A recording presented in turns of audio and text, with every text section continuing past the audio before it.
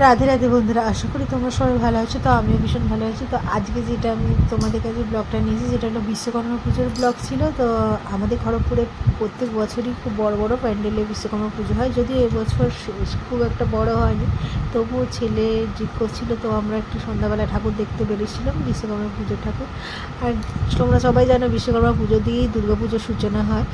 মানে বিশ্বকর্মা পুজোটা এলেই মনে হয় যেন দুর্গা পুজো এসে যায়। কিন্তু গত বছর যেটা হয়েছিল, বিশ্বকর্মা পুজোর 1 মাস পর দুর্গা পুজো ছিল, মানে অনেকটাই দেরি ছিল। তো এইবারে দেখো বিশ্বকর্মা পুজোর যে প্যান্ডেলটা আমরা যাচ্ছি, এখানে আগের দিকে লাইটিংটা কি সুন্দর লাগছে। দেখো ঠাকুর তো অনেকই হয়, কিন্তু সব ঠাকুর দেখা সম্ভব হয় না। তো যেগুলো একটু বড় বড় প্যান্ডেল হয় সেগুলোই আমরা যাই, বাকি প্যান্ডেলগুলোতে যাই না। তো এই দেখা কি সুন্দর লাগছে। আর এখানে দেখো রাস্তাতে কত ভিড় ছিল, ভালোই জ্যাম ছিল। তো আমি প্রথমে ভাবছিলাম যে হয়তো অত লোক ঠাকুর দেখতে বেরায়নি, কারণ হলো চারিদিকে যে সমস্ত ঘটনা ঘটেছে সেই সব কারণে ভেবেছিলাম যে আমরাই হয়তো ঠাকুর দেখতে বেরাচ্ছি না, তো কেউ হয়তো বেরায়নি। কিন্তু যখন রাস্তায় আমরা নামলাম, তারপরে দেখলাম যে ভালোই ভিড় ছিল রাস্তাতে, আর রাস্তাও গাড়িতেও জ্যাম লেগে গেছিলো। তো আমরা বেরিয়েছিলাম প্রায় 9টা সাড়ে 9টার পর, কুন্তল অফিস থেকে আসার পর। আর এখানে এই প্যান্ডেলটা দেখো কতটা সুন্দর লাগছে। এখানে যেহেতু অনেক বড় বড় কারখানা আছে, সেই কারণে বিশ্বকর্মা পুজো বড় বড় হয়। আর আমরা যখন আগে কয়েক বছর আগে হলদিয়াতে ছিলাম, তো সেখানেও খুব বড় বড় বিশ্বকর্মা পুজো হতো। তো তোমরা তো সবাই জানো যে বিশ্বকর্মা পুজো হলদিয়াতে খুব ফেমাস, ওখানে অনেক মেলাও বসে বড় বড়। তো এখানে দেখো যে এটা একটা কারখানার ভিতরে বিশ্বকর্মা পুজো হয়েছে। আর এখানে দেখো বজরংবলীর মূর্তিটা দেখো কতটা বড় মূর্তি রয়েছে। এখানে কারখানার কিছু লোক নাচ ফাচ করছিল। তো তারপর আমরা বেরিয়ে গেলাম আরেকটা প্যান্ডেলে। তো এই প্যান্ডেলগুলো আমরা ঢুকিনি, লাইটিংগুলোই দেখাচ্ছি। সমস্ত প্যান্ডেলে যদি ঘুরে ঘুরে দেখতে হতো তো অনেকটা রাত হয়ে যেত। এমনিতেও আমরা সাড়ে 9টার পরই বেরিয়েছি, মানে অনেকটা রাতেই বেরিয়েছি, তাতেও ভালো ভিড় ছিল। যেহেতু কুন্তল বলছিল যে দেখো কেউ ঠাকুর দেখতে বেরায়নি, হয়তো আমরাই বেরিয়েছি। কিন্তু রাস্তায় গিয়ে দেখলাম না, এবছরও ভালোই ভিড় ছিল। যদি এবছরে অনেক প্যান্ডেল ছোটো হয়ে গেছে, আগের মতো আর বড় হয়নি। গত বছর অনেক বড় বড় প্যান্ডেল ছিল। তো তোমরা কে কোথা থেকে দেখছো ভিডিওতে অবশ্যই কমেন্ট করো।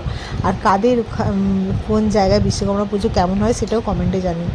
আর যারা যারা আমার ভিডিওতে অনেক দিন আগে থেকেই আছো, তাদের সবাইকে অসংখ্য ধন্যবাদ। আর যারা যারা এখনও আমার চ্যানেলটাকে সাবস্ক্রাইব করোনি, অবশ্যই একটু সাবস্ক্রাইব করে দিও আর একটু লাইক করে দিও। আর দেখো এখানে কি সুন্দর লাগছে, লাইটিংটা দেখেই বুঝতে পারছো। তো খুব সুন্দর লাগছিলো, বিশেষ করে লাইটিংগুলি খুব ভালো লাগছিলো। আর প্যান্ডেলে দেখেছো তো কেমন ভিড় ছিল, অনেক হেঁটে হেঁটেও ঠাকুর দেখতে এসছে। তো ভালোই ভিড় ছিল প্যান্ডেলে। আর এই প্যান্ডেলটার মধ্যে জানো তো জ্যান্ত বাড়াবাড়ি হয়েছিল।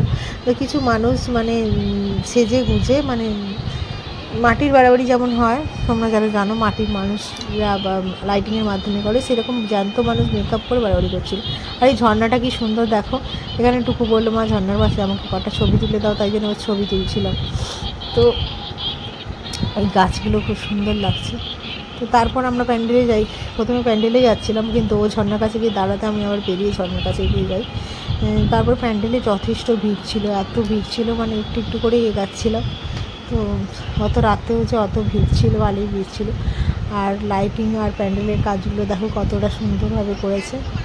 তো চলো তোমরা ঠাকুর দর্শন করো। তো তোমাদের যেটা বলেছিলাম যে তোমরা যদি একটু কমেন্ট করো তাহলে আমার ভীষণ ভালো লাগে। তো অবশ্যই কমেন্ট করবে। আর এখানে বিশ্বকর্মা ঠাকুরের মুখটা তোমাদেরকে দেখাচ্ছি, অনেকটা সুন্দর ছিল। আর ওপাশে তোমাদের বলছিলাম যে জ্যান্ত বাড়াবাড়ি হয়েছে, তো ওই পাশে জ্যান্ত বাড়াবাড়ির দিকে ভালোই ভিড় ছিল, তো ওই জন্য ওপাশে যেতে পারছিলাম না। তো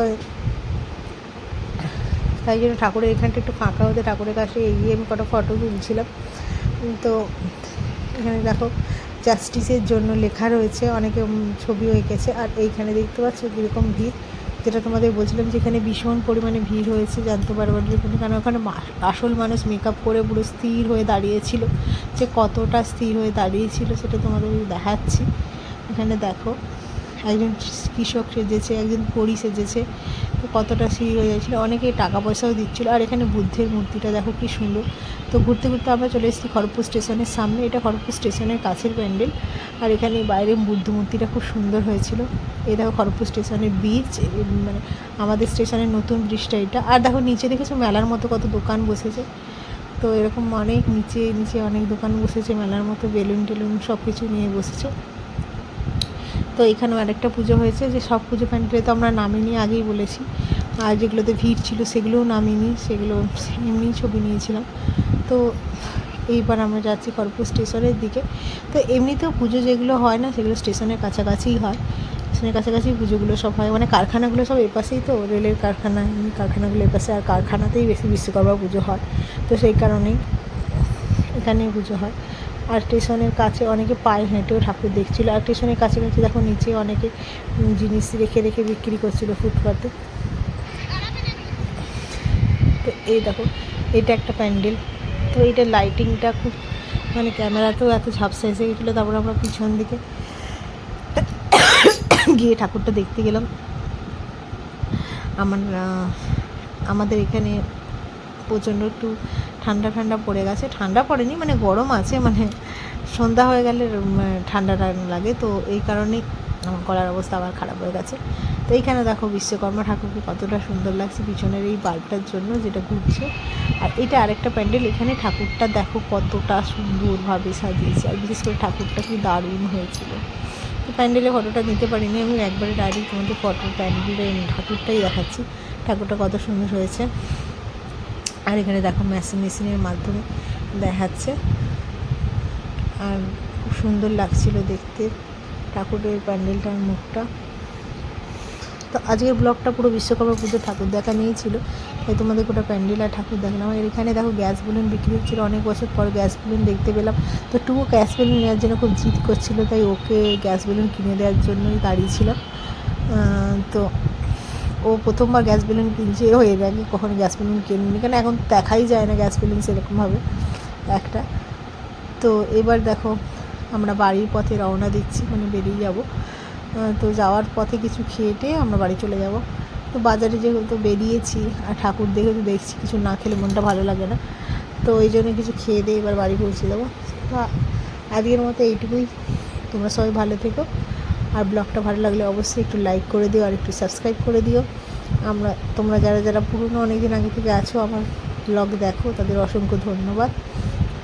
আর এই দেখো ছোটো ছোটো কত প্যান্ডেল হয়েছে, তোমাদের আগেই বলেছিলাম। আর এই দেখো দেখেছো কত প্যান্ডেল আর লাইটিং, আর মেলা বসেছে দেখো, সুন্দর লাগছিলো। এগুলোতে আমরা একটাতেও নামিনি, কারণ বাড়ি যাচ্ছিলাম, বাড়ি যাওয়ার পথে এগুলো গাড়িতে দেখতে দেখতে যাচ্ছিলাম। পুরো পুজোর আমেজ লাগছে।